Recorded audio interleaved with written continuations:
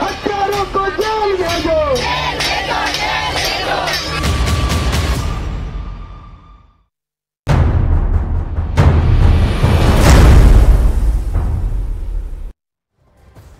और दिल्ली कोचिंग हादसे पर इस वक्त की बहुत बड़ी खबर आप तक पहुंचा दे। इस मामले में एमसीडी ने पहला एक्शन लिया है। खबर है कि एमसीडी ने एक जेई और एक असिस्टेंट इंजीनियर को बर्खास्त कर दिया है और साथ ही एमसीडी ने इस मामले में एग्जीक्यूटिव इंजीनियर से जवाब भी तलब किया है। तो बड़ी खबर इस वक्त की मिल रही है, एक्शन देखने को मिल रहा है लगातार और एमसीडी की तरफ से एक्शन ये लिया गया है कि इस मामले में एक जेई और एक असिस्टेंट इंजीनियर को बर्खास्त कर दिया गया है। साथ ही आपको बताएं कि एग्जीक्यूटिव इंजीनियर से जवाब भी तलब किया गया है। देखिए, जवाबदेही तो इस पूरे मामले को लेकर बनती है। गिरफ्तारियां भी हो रही हैं, प्रदर्शन भी हो रहे हैं। कानूनी प्रक्रिया का मामला अब जांच के दायरे में आ चुका है, दायरा भी बढ़ता जा रहा है। बुलडोजर वाला एक्शन भी दिखाई दे रहा है। दिल्ली कोचिंग हादसे में यह पहला एक्शन यहां पर सामने आया है। और अंडरग्राउंड कोचिंग सेंटर और पार्किंग की जगह पर बनी लाइब्रेरी और गले तक गटर में डूबे सिस्टम ने देश के 3 होनहार छात्रों को डुबोकर मार डाला।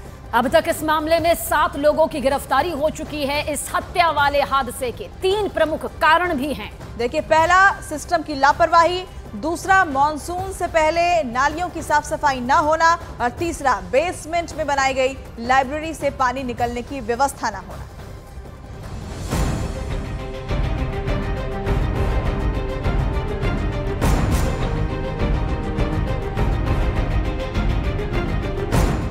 गटर में कैसे डूब गया दिल्ली का सिस्टम?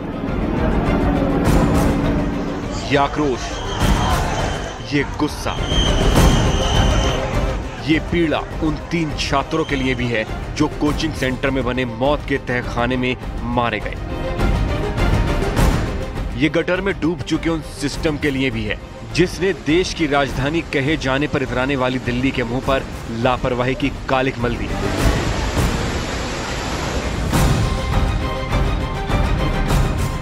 दिल्ली में मौत के कितने तहखाने? तो कौन है जिम्मेदार तान्या, श्रेया और नवीन की मौत का? क्या सिर्फ कोचिंग संचालक, सिर्फ एमसीडी, सिर्फ पुलिस, सिर्फ प्रशासन, सिर्फ सरकार? क्या उन तीनों मौत की जिम्मेदार वो सोच नहीं जिसकी वजह से दिल्ली में सैकड़ों की संख्या में ऐसे मौत के तहखाने खुले हुए हैं?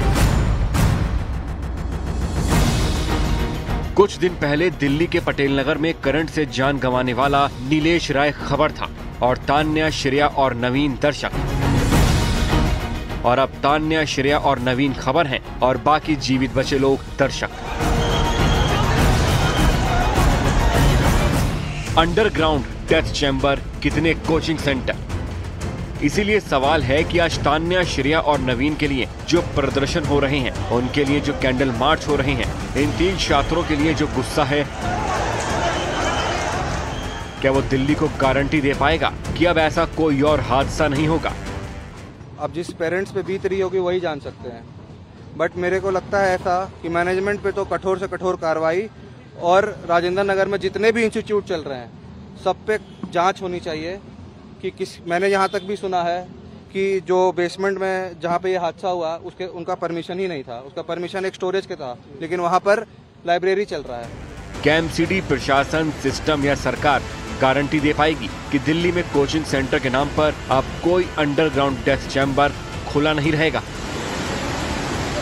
सोचिए क्या स्थिति रही होगी जब भविष्य के सपने देखने वाली आंखें अपने सामने मौत खड़ी देख रही होंगी। तान्या, श्रेया और नवीन कितने छटपटाए होंगे। उन्होंने बेसमेंट में गटर से पानी भरता देखा होगा। उस वक्त जान बचाने की जो चीखें गूंजी होंगी, वो क्या दिल्ली के सिस्टम को जगा पाएंगी, या फिर इन 3 मौतों का शोर दबने के बाद फिर ऐसी ही खामोशी पसरी होगी जो इस वक्त इस कोचिंग सेंटर में पसरी है जहां ये हत्या वाला हादसा हुआ। जब ये हादसा हुआ तो वहाँ हदेश चौहान नाम का चश्मदीद भी था, जिन्होंने ये वीडियो शेयर कर दावा किया कि हादसे वाले वक्त में वो भी बेसमेंट में फंसे थे। हदेश का दावा है कि सिर्फ 10 मिनट में कोचिंग सेंटर का पूरा बेसमेंट पानी से भर गया।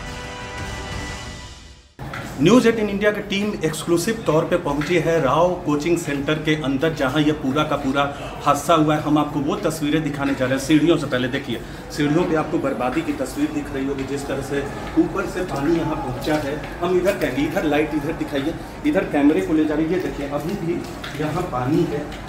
ये बायोमेट्रिक गेट है, दो तरफ सीढ़ियाँ थी लेकिन बंद भी थी बायोमेट्रिक गेट की, बायोमेट्रिक लॉक होने की वजह से। ये दरवाज़ा आपको दिख रहा होगा। हम अपने सहयोगी से कहेंगे वो यहाँ इधर दिखाएं तस्वीरें, और लाइट के जरिए, अंधेरा है हम आपको दिखा नहीं सकते। और ये पानी अभी भी देखिए, अभी भी पानी लगा हुआ है। न्यूज़ 18 इंडिया आपको तस्वीरें दिखा रहा है। अब ढूंढते रहिए कि जिस बेसमेंट में स्टोर और पार्किंग बनाने की परमिशन थी, वहां लाइब्रेरी कैसे बन गई। अब पता करते रहिए कि इस लापरवाही के लिए कौन कौन और कितने लोग जिम्मेदार हैं, क्योंकि तान्या, श्रेया और नवीन अब खबर बन चुके हैं, और खबर की उम्र नई खबर आने तक ही रहती है।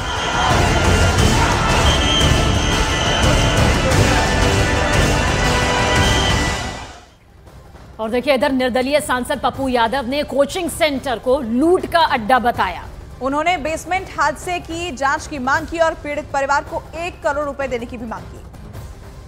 बिहार से सांसद पप्पू यादव ने दिल्ली कोचिंग में बेसमेंट में हुए हादसे का मसला संसद में उठाया है। हमारे साथ बातचीत करने के लिए मौजूद हैं। बिहार की एक छात्रा की भी इस हादसे में मौत हुई है, बिहार के औरंगाबाद से। पप्पू जी, आपने क्या मांग की है? देखिए, सबसे बड़ा सवाल है एमसीडी के भ्रष्टाचार का, और कोचिंग पर किसी भी सरकार का कोई मानक नहीं है, कोई गाइडलाइन नहीं है, मापदंड नहीं है, ना क्वालिटी है ना क्वांटिटी है। लूटने का अड्डा बना लेकर रखा है। बाहर के बच्चे जो मिडिल क्लास हैं उसको लूटो, उसको एक्सटॉर्शन करो, गुणवत्ता क्या है उस पर चर्चा न करो, और सरकार को माल पहुंचाते रहो। एमसीडी को माल पहुंचाओ और घर कहीं बना लो, सीवरेज पर बना लो, चाहे जहां बना लो, चाहे मार दो, चाहे जितने बार घटना घट जाए, चाहे हादसा हो, सिनेमा हॉल का हो, चाहे जल जाए, चाहे कुछ भी हो, मतलब कोई मतलब नहीं। एमसीडी की वही हाल, नगर निगम की वही हाल, नगर पालिका का वही हाल। गंगोत्री में जान सस्ती है और उस पर कोई कार्रवाई नहीं होगी, ना कोई फंसेंगे ना कोई मरेंगे। तो एक तो दोनों एमसीडी में जो लोग ने दिया है इस पैसे लेके घर बनाने, उसका इन कोचिंग का गाइडलाइन तैयार हो और कोचिंग के लोग 1-1 करोड़ रुपया दें। ओल्ड राजेंद्र नगर में गलियों में छोटी छोटी लाइब्रेरी चल रही हैं, जो हादसे के बाद से बंद कर दी गई हैं। और ऐसी ही लाइब्रेरी की पड़ताल करने न्यूज़ 18 इंडिया की टीम पहुंची। रिहायशी इमारतों के बेसमेंट में लाइब्रेरी चल रही है, जो फिलहाल वहां बंद की गई है। ओल्ड राजेंद्र नगर की एक गली के भीतर मौजूद हैं। आपको जय किशन दिखाएंगे कि कितनी संक्रिय गली है और गली गली में किस तरह से जो लाइब्रेरीज चल रही हैं बेसमेंट के अंदर, वो तस्वीर हम आपको दिखाना चाहते हैं। देखिए, ये एक रेजिडेंशियल इमारत है। यहाँ पर इसके बेसमेंट में एक लाइब्रेरी यहाँ पर चल रही है। आप देखेंगे, ग्रेटिफिकेशन स्टडीज़ का नाम है, द लाइब्रेरी 24/7, और ये अभी फ़िलहाल बंद है। ये दरअसल बेसमेंट के नीचे जो है वो लाइब्रेरी यहाँ पर चलती है। दरअसल गली गली में इसी तरीके से जो लाइब्रेरीज़ हैं वो ओल्ड राजेंद्र नगर में चल रहे हैं। कुछ स्टूडेंट भी हैं, ये इनके बारे में बताएं कि ये किस तरह से ऑपरेट यहाँ पर करते हैं ये, और ये अब सब फिलहाल बंद हो गई हैं। सर, छोटे छोटे बेसमेंट्स हैं, उन्हें लाइब्रेरी में कन्वर्ट कर दिया गया है। रीडिंग रूम्स हैं सर, ये बायोमेट्रिक के थ्रू एंट्री एग्जिट होती है, जिसके अलावा कई बार बायोमेट्रिक्स ख़राब भी हो जाते हैं, जिसके कारण एंट्री एग्जिट हॉल्ट भी हो जाती है। सर, परमिशन मिली गई है, रीडिंग रूम्स बने हुए हैं। अच्छा, चल रहा है। मुझे ये बताइए, बहुत छोटी सी इमारत में देख रहा हूँ और बहुत ज़्यादा बड़ी भी नहीं होगी लाइब्रेरी, कितना सीटिंग अरेंजमेंट इसके अंदर और क्या क्या फैसिलिटीज़ ये अंदर देते हैं, और अगर ऐसा हादसा हो जाए, वहाँ भी बताया जा रहा है कि बायोमेट्रिक थी, वो फंस गए थे वहाँ पर, तो क्या अंदर कितना पे करते हैं, सब डिटेल में अगर आप बता पाएँ। सर, सेफ्टी मेजर्स तो ऐसे कुछ ज़्यादा नहीं होते हैं सर। छोटी लाइब्रेरीज हैं तो 2000 तक का रेंट और 2000 तक की फ़ीस रहती है। कोई अगर बड़ी लाइब्रेरी है तो 3000 तक की फ़ीस रहती है। एसी चलता रहता है।